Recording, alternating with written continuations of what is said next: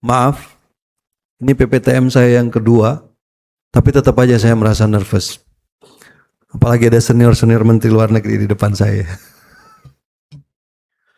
Kita juga mendorong pengembangan industri nasional yang berkelas dunia melalui investasi yang ditopang dengan ease of doing business. Pada akhir tahun lalu, Kementerian Luar Negeri telah menandatangani nota kesepahaman dengan Kementerian Perindustrian dan Himpunan Kawasan Industri.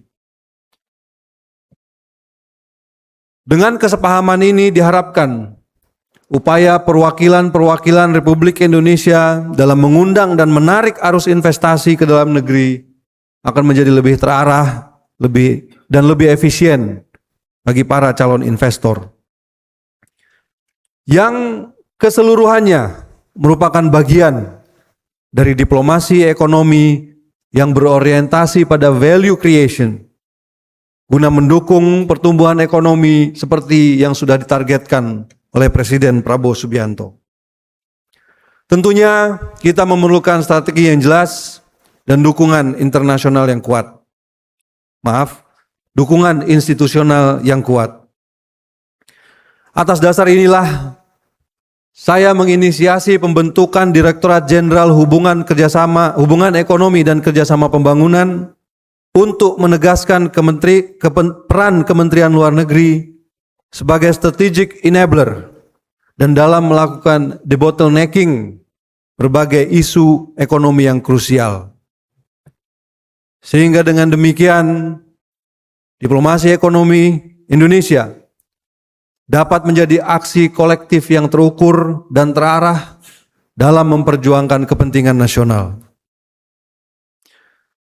Pada saat yang sama, diplomasi dijalankan sebagai instrumen strategis pembangunan nasional dalam mendukung ketahanan pangan dan energi.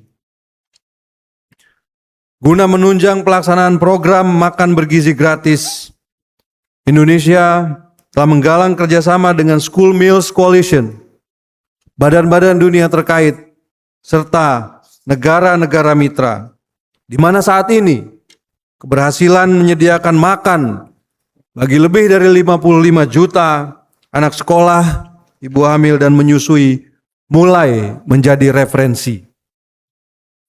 Dan lebih dari sekedar kebijakan sosial, program makan bergizi gratis adalah kesadaran politik bahwa pembangunan manusia menjadi tumpuan kekuatan nasional Indonesia.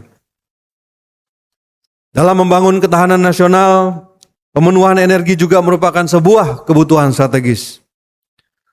Di tengah ketidakpastian, ketergantungan energi harus kita hindari dari pihak-pihak eksternal. Diplomasi Indonesia juga diarahkan untuk mewujudkan swasembada energi dan memastikan transisi serta bauran energi yang adil dan terjangkau. Ini semua merupakan investasi jangka panjang bagi masa depan bangsa, sekaligus kontribusi nyata Indonesia dalam pencapaian Sustainable Development Goals dan pertumbuhan ekonomi nasional. Bapak dan Ibu yang saya hormati, ketahanan nasional juga harus didukung dan diukur dari seberapa jauh negara hadir untuk melindungi warganya. Perlindungan warga negara Indonesia, maaf, ini PPTM saya yang kedua, tapi tetap aja saya merasa nervous. Apalagi ada senior-senior menteri luar negeri di depan saya. Perlindungan warga negara Indonesia tetap menjadi pilar utama diplomasi Indonesia.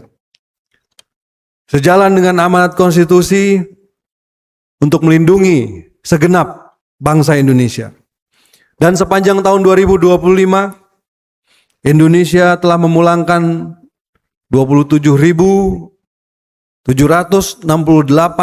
warga negara Indonesia dari berbagai situasi krisis. mulai dari konflik bersenjata hingga kejahatan transnasional seperti online scam dan judi daring. Untuk itu, saya juga ingin menyampaikan terima kasih dan penghargaan saya yang setinggi-tingginya kepada semua perwakilan Indonesia di luar negeri yang selama ini terlibat langsung dalam upaya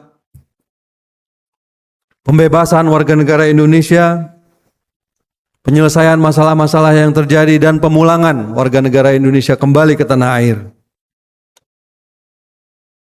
Saudara-saudara mungkin tidak terlihat, saudara-saudara mungkin tidak terdengar, tapi percayalah, apa yang saudara-saudara lakukan menunjukkan bahwa bahwa pemerintah Republik Indonesia hadir untuk melindungi warga negaranya dimanapun berada.